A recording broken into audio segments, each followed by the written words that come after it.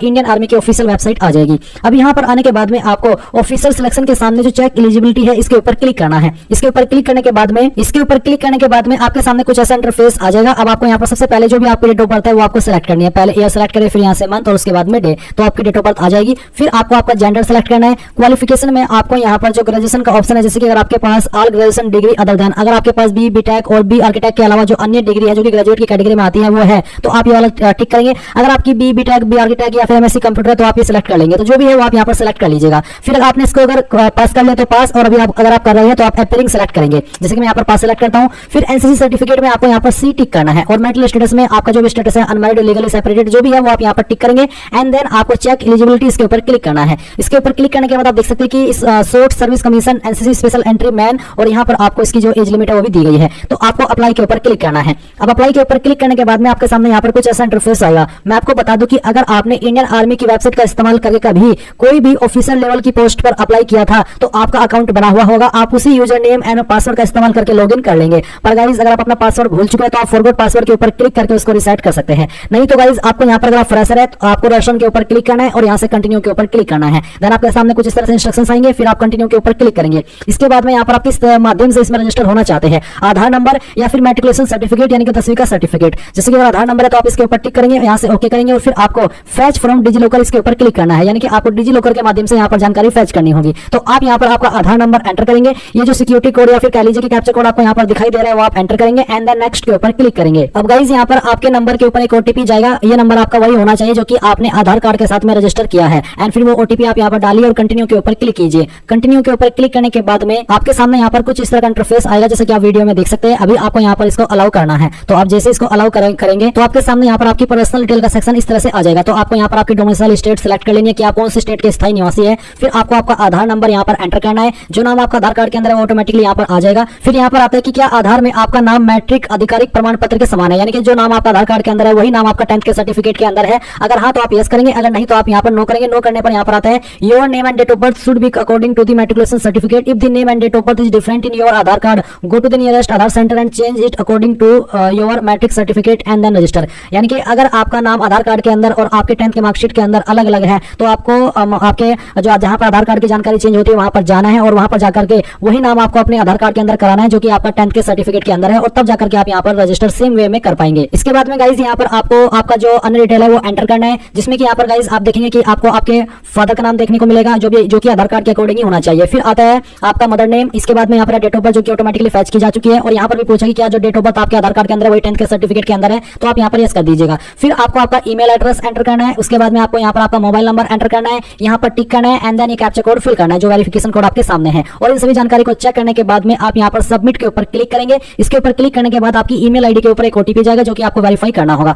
अब गाइस इससे आगे की जानकारी मैं आपको एक अन्य वीडियो से जो कि मैंने पहले इसी फॉर्म को लेकर के बनाई थी वहां से देने वाला हूं। वो इसलिए क्योंकि गाइस इस वेबसाइट के ऊपर आप लाइफ टाइम में एक ही बार रजिस्टर कर सकते हैं, और जैसे कि आपने देखा कि इस पर आपकी सिक्योरिटी बहुत टाइट है। सिक्योरिटी टाइट से मतलब है कि इसमें ऐसा नहीं है कि आप कोई भी रॉन्ग इन्फॉर्मेशन डाल करके कोई भी फॉर्म भर लेंगे। आप उसके फॉर्म के लिए एलिजिबल होने चाहिए, तभी आप उस पर एलिजिबल होकर के फॉर्म को भर सकते हैं। एंड मेरी एज यहाँ पर 25+ है, इसलिए मैं इस रजिस्ट्रेशन को करने के बाद भी इस फॉर्म को नहीं भर सकता। इसलिए मैं उस वीडियो से आपको आगे का प्रोसेस दिखा रहा हूँ। आप आगे की जानकारी देख करके अपने फॉर्म को भर लीजिए। कहीं पर कोई सवाल डाउट हो तो आप कमेंट के माध्यम से पूछ लीजिए। अब यहाँ पर दोस्तों जो आपने ईमेल आईडी यहाँ पर एंटर की है उस ईमेल आईडी के ऊपर एक ओटीपी गया होगा, आपको थोड़ा वेट करना है। अगर ओटीपी नहीं आता है नहीं तो आपको दोबारा ट्राई करना होगा। फिर यहाँ पर दोस्तों आपको अपना वो जो ओटीपी आपको मिला है वो एंटर करना है, जो कैप्चा कोड आपके सामने वो कैप्चा कोड यहाँ पर फिलअप करना है। इसके बाद आपको सबमिट के ऊपर क्लिक करना है। सबमिट के ऊपर क्लिक करने के बाद यहाँ पर दोस्तों आपके सामने कुछ इस तरह का इंटरफेस आ जाएगा। अब चलिए जो अन्य जानकारी है वो कैसे भरनी है वो भी आप यहाँ पर जान लीजिए। आपकी डीओबी और नाम यहाँ पर पहले से फिलअप है जो कि अभी आपने रजिस्ट्रेशन करते समय भरा था। फिर यहाँ पर दोस्तों आपको अपना जेंडर चूज कर लेना है। इसके बाद आपको मैरिटल स्टेटस में अनमैरिड सिलेक्ट करना है। ये सिलेक्ट करने के बाद आप यहाँ पर नीचे देखोगे एजुकेशन डिटेल, तो यहाँ पर आपको इसके ऊपर क्लिक करके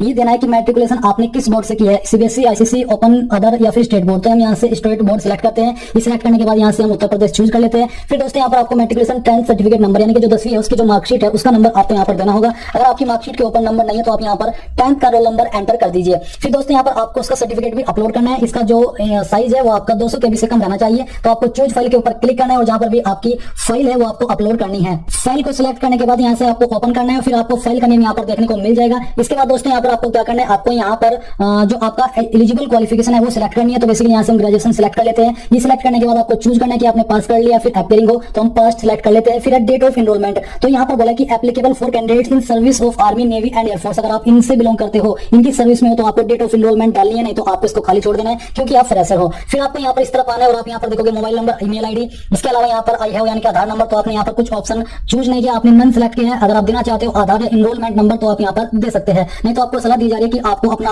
आधार कार्ड जल्दी से बनवा लेना है। सिक्योरिटी क्वेश्चन में आप यहाँ पर कोई भी क्वेश्चन चूज कर लीजिए, फिर उसका आंसर आपको यहाँ पर लिख देना है और ये आंसर आपको तब काम आएगा जब आप अपना पासवर्ड भूल जाओगे और आप इसको रिसेट करोगे तो आपको इस क्वेश्चन का आंसर देकर के पासवर्ड रिसेट करने का ऑप्शन मिल जाएगा। अब यहाँ पर आपको एक पासवर्ड एंटर करना है जिसकी लेंथ कम से कम 8 कैरेक्टर की होनी चाहिए। जो भी पासवर्ड आपने डाला उसको कंफर्म कर लेना है और आपका जो पासवर्ड है वो ऐसा होना चाहिए जिसमें कि आपका इंग्लिश का small word, capital word, digit, इसके अलावा एक स्पेशल कैरेक्टर होना चाहिए। फिर यहाँ पर जो कैप्चा कोड आपके सामने, कैप्चा कोड आपको फिलअप करना है। फिलअप करने के बाद जितनी भी जानकारी आपने यहाँ पर भरी है इन सभी को अच्छे से चेक करना है और अच्छे से चेक करने के बाद नीचे आकर के सेव के ऊपर क्लिक करना है। सेव के ऊपर क्लिक करने के बाद आपके सामने यहाँ पर आपका डैशबोर्ड आ जाएगा और आपको बोला जा रहा है कि आपको अप्लाई करने से पहले अपना फोटो एंड सिग्नेचर अपलोड करना है। तो आपको यहाँ से ओके करना है। ओके करने के बाद यहाँ पर दोस्तों आपको फोटो एंड सिग्नेचर अपलोड करने के लिए क्या करना है, आपको यहाँ पर इस तरफ आकर के अपडेट के ऊपर क्लिक करना है। अपडेट के ऊपर क्लिक करने के बाद यहाँ पर दोस्तों आपको ओके करना है और ओके करने के बाद यहाँ से आपको चूज फाइल के ऊपर क्लिक करके पहले फोटो अपलोड करना है। जान लीजिए आपके फोटो का साइज 5 से 20 KB के बीच रहना चाहिए और फॉर्मेट जेपीईजी या फिर जेपीजी का होना चाहिए। तो आपको चूज फाइल के ऊपर क्लिक करना है और मैं यहाँ पर आपको एक रैंडम इमेज अपलोड करके दिखाने वाला हूँ। तो चलिए मैं यहाँ से इस इमेज को सिलेक्ट करता हूँ और ओपन कर लेता हूँ तो आपका इमेज यहाँ पर आ जाएगा। इसके बाद आपको सेम तरीके से चूज फाइल के ऊपर क्लिक करना है और जहां पर भी आपका सिग्नेचर है वो आपको अपलोड करना होगा। यहाँ पर सिग्नेचर का साइज आपका 5 से 10 KB के बीच में रखा है। हम इसको सिलेक्ट करके ओपन कर लेते हैं तो आपका सिग्नेचर यहाँ पर आ जाएगा।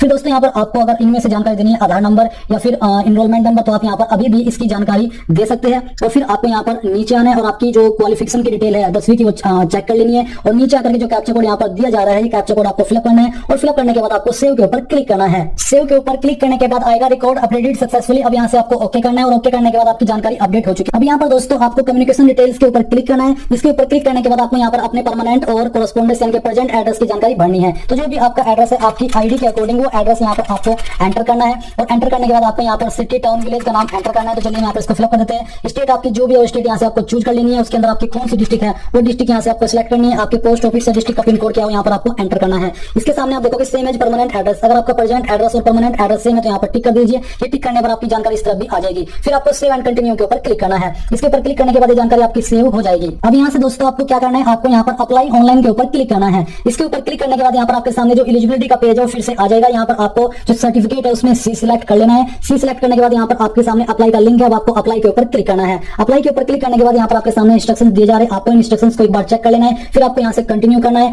कंटिन्यू करने के बाद आपकी जो पर्सनल इन्फॉर्मेशन है वो यहाँ पर आपके सामने आपको इनको कंफर्म करना है। साथ ही नेशनलिटी के अंदर यहाँ से आपको इंडियन सिलेक्ट कर लेना है। इंडियन सिलेक्ट करने के बाद यहाँ पर आपको अपना जो फोटो एंड सिग्नेचर है वो फिर से अपलोड करना होगा। तो चलिए यहाँ से हम इसको सिलेक्ट करके ओपन करते हैं। इसके बाद जो भी आपका सिग्नेचर है वो दिए गए साइज के तहत आपको यहाँ पर फिर से अपलोड करना है। हम इसको सिलेक्ट करके ओपन कर लेते हैं। फिर यहाँ पर आपको सेव एंड कंटिन्यू के ऊपर क्लिक करना है। इसके ऊपर क्लिक करने के बाद ये जानकारी आपकी सेव हो जाएगी। फिर आपके सामने कम्युनिकेशन की जानकारी आ चुकी है। अब आपको फिर से यहाँ पर जानकारी भरनी होगी जो कि अभी आपने फिलअप की थी और इसको फिलअप करने के बाद आपको सेम तरीके से सेव एंड कंटिन्यू के ऊपर क्लिक करना है। सेव एंड कंटिन्यू के ऊपर क्लिक करने के बाद आपके सामने आती है एजुकेशन डिटेल, जिसमें कि यहाँ पर आपको बोला है कि please enter your graduation marks only. All past BTech BA candidate must enter 4 year marks, यानी कि आपको 4 ईयर के मार्क्स एंटर करने हैं। ऑल अपीयरिंग जो कि बी बीटेक के अंदर अपीयरिंग कैंडिडेट है उनको यहाँ पर 3 ईयर के मार्क्स एंटर करने हैं और जो ऑल पास्ट ग्रेजुएट है उनको यहाँ पर अदर देन बी बीटेक इनको छोड़ करके 3 ईयर्स के मार्क्स एंटर करने होंगे। जो ऑल अपीयरिंग ग्रेजुएट है जो कि जिनके पास ये वाली क्वालिफिकेशन नहीं है उनको यहाँ पर 2 ईयर के मार्क्स एंटर करने होंगे। तो यहाँ पर दोस्तों आपको क्या करना है, आपको बोला कि आई फर्स्ट ईयर मार्क्स ऑब्टेन्ड, यानी कि आपको जो फर्स्ट ईयर है इसके अंदर ग्रेजुएशन में कितने मार्क्स प्राप्त हुए थे वो मार्क्स यहाँ पर आपको एंटर करने हैं। ये करने के बाद आपको यहाँ पर आउट ऑफ कितने में से आए थे यहाँ पर आपको भरना है। मैं आपको एक एक्सपेक्टेड बता रहा हूँ, मतलब कि आपको एक एग्जांपल दे रहा हूँ। तो आपको बेसिकली क्या करना है, यहाँ पर आउट ऑफ में तो लिखना है टोटल और उसमें से आपको कितने आए थे वो लिखना है यहाँ पर आपको ऑब्टेन्ड के कॉलम के सामने।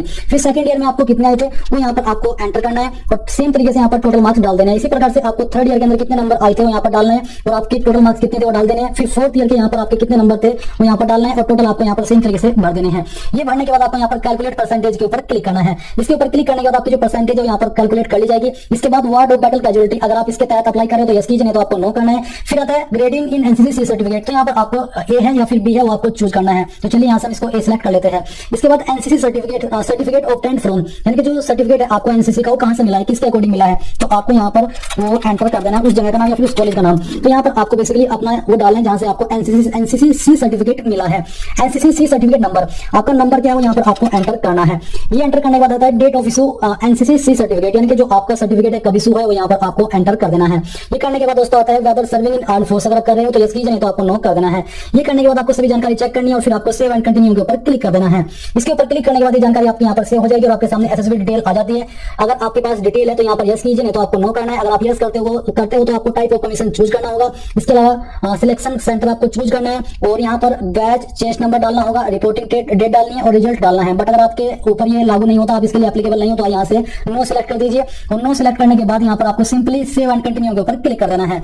ये करने के बाद दोस्तों आपके सामने आपके फॉर्म का प्रीव्यू आ चुका है। आपको इन सभी जानकारी को अच्छे से चेक कर लेना है। इसके बाद आपको जानकारी को एडिट करने का कोई मौका नहीं दिया जाएगा, इसलिए आपको पूरी तरीके से श्योर होकर के एक एक जानकारी को चेक करना है और फिर यहाँ पर आपको टिक करना है। टिक करने के बाद आपको यहाँ पर सबमिट के ऊपर क्लिक करके ओके कर देना है। तो गाइस इस प्रकार से आप लोग Indian army NCC special entry 55th online form 2023 को भर पाएंगे।